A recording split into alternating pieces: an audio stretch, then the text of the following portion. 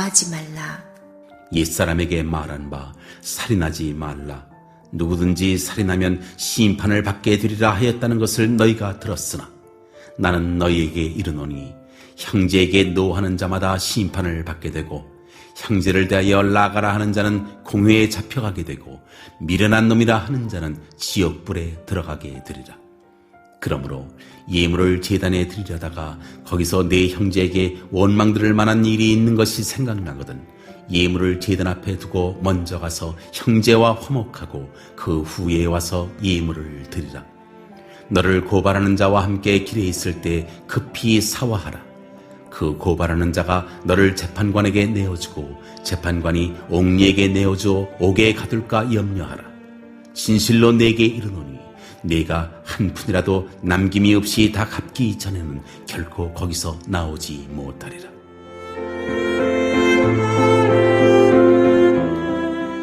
간음하지 말라. 또 간음하지 말라 하였다는 것을 너희가 들었으나 나는 너희에게 이르노니 음욕을 품고 여자를 보는 자마다 마음에 이미 간음하였느니라. 만일 네 오른손이 너로 실족하게 하거든 빼어 내버리라. 내 백체 중 하나가 없어지고 온몸이 지옥에 던져지지 않는 것이 유익하며 또한 만일 내 오른손이 너로 실족하게 하거든 찍어 내버리라. 내 백체 중 하나가 없어지고 온몸이 지옥에 던져지지 않는 것이 유익하니라.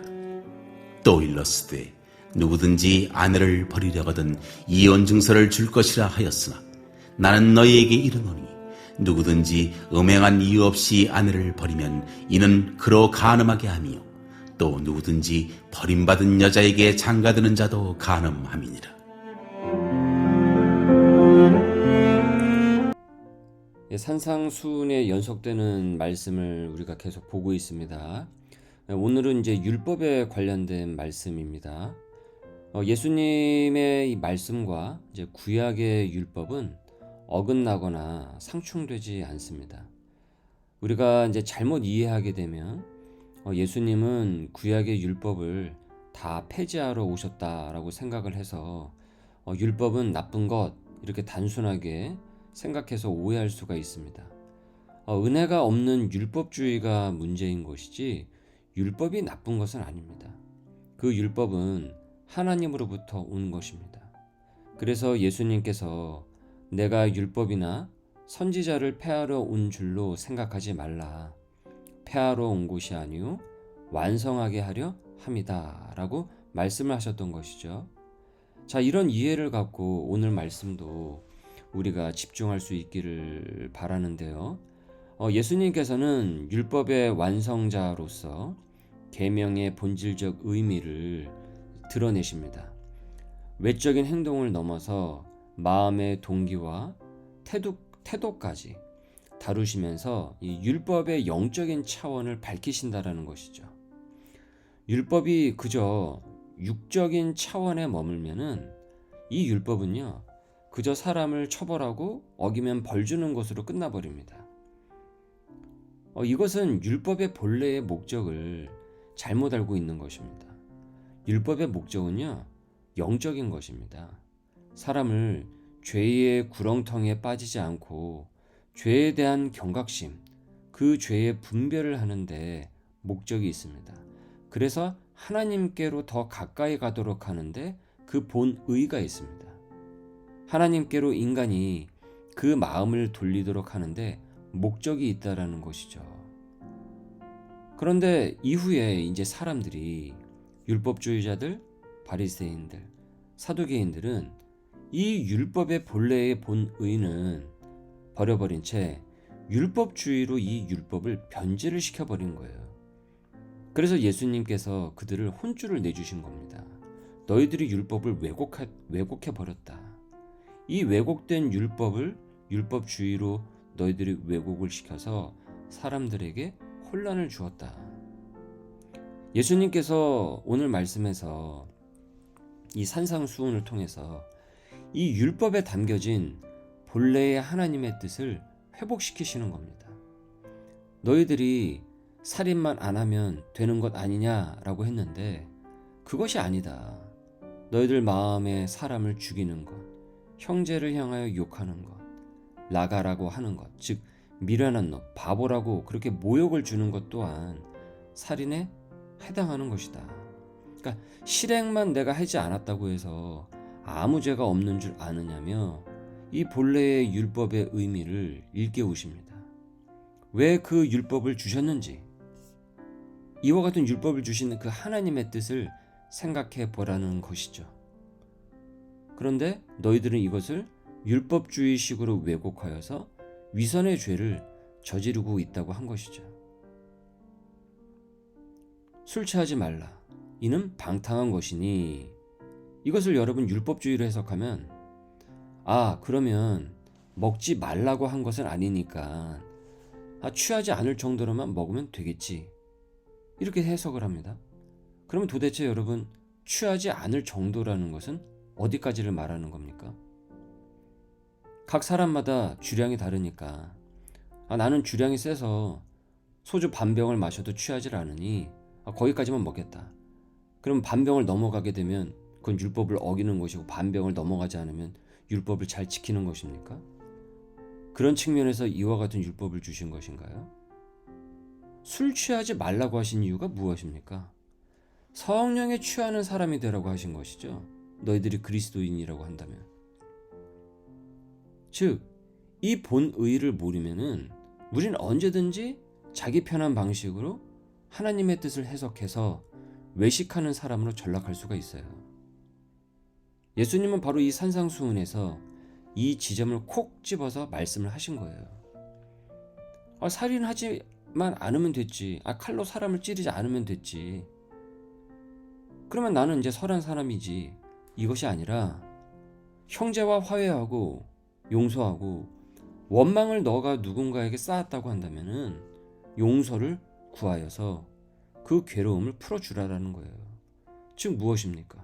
형제 사랑을 실천하라라는 것이죠. 남을 살인하는 것도 문제지만 남을 살인하도록 그 원망을 쌓아가지 않아야 되는 것이죠. 형제 사랑에선 그 부분이 회복이 되어야 된다는 거예요. 음행도 그렇습니다. 외적으로 간음하는 것, 음행만이 그것이 죄가 아니다. 그것만이 죄가 아니다. 그 출발이 결국은 마음에서부터 시작하지 않는가. 이것도 율법주의로만 해석을 해버리면 외적으로 음행을 하지 않았으니 그러니까 괜찮지 이래버립니다. 그러려고 이 율법을 주신 것이 아니었음에도 사람은 그런 식으로 호도한다라는 거죠. 그래서 단호하게 말씀을 하시죠. 그것이 바로 음행이다. 외적 간음만이 간음이 아니다. 너희의 내적 간음, 마음속에 그 음욕을 품고 그 상대를 바라보는 것 또한 음행이다.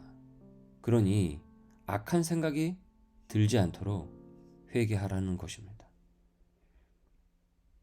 여기서 그치지 않고 예수님께서는 더 단호하게 말씀을 하시죠. 29절 이하에 너의 오른 눈이 너로 실족하게 하느냐? 그것 때문에 너가 실족하게 되느냐? 그러면 빼어버려라. 네 몸이 지옥에 가는 것보다 차라리 그게 나을 거다. 율법을 본 의를 왜곡되이 해석하여 그런 삶을 살아가는 그런 죄인이 가는 지옥이 얼마나 무서운 곳인지, 그 죄를 갖는 것이 그의 영혼을 얼마나 심각하게 훼손하는지 그 경각심을 일깨우십니다. 그러니까 오죽하셨으면 예수님께서 이렇게 단호하게 말씀을 하셨겠습니까? 하나님께서 본래 그 율법을 사람에게 주신 이유는 하나님과 더 가까이 가서 상급받는 인생이 되도록 가이드를 쳐주신 겁니다. 범위를 정해주신 겁니다. 그러나 인간은 그 가이드를 왜곡하여 본 의는 저버리고 외식만 행했습니다. 예수님 당시 본래의 율법의 의미는 사라지고 각종 외식이 판을 쳤어요. 그리고 그 외식을 덮기 위한 또 다른 파생적 율법이 생겨버렸어요. 그래서 그와 같은 율법주의를 비판하는 동시에 본래의 율법의 정신을 회복시키시고 완성시키시러 이 말씀을 하신 것입니다. 큐티의 질문에서 나오듯이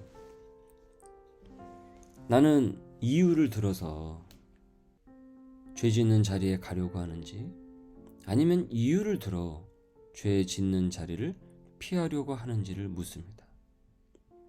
결론적으로 율법의 본래의 뜻을 실천하고 이해하고 깨달은 사람은 하나님께로 이유를 들어서 더 멀리 가려고 하는 사람이 아니고 더 가까이 가려고 하는 사람입니다. 더 가까이 가려고 하는 사람이다. 더 말씀에 순종해서 하나님의 사람으로 성장하려고 하는 사람입니다. 그 사람에게서 바로 여러분 율법이 완성이 됩니다. 하나님의 은혜로 그 율법이 그의 세계 안에서 완성이 됩니다. 참 지키기 어려운 율법을 하나님의 긍휼과 은혜를 입어서 완성하는 삶이 됩니다. 이 사람이 복 있는 사람입니다. 의를 위하여 사는 상급을 약속받는 사람입니다. 오늘도 하나님께로 우리 주님께로 더 가까이 가서 율법을 완성하는 삶이 될 수 있기를, 율법을 완성하는 가정이 될 수 있기를, 율법을 완성하는 교회가 될 수 있기를 주님의 이름으로 축원합니다.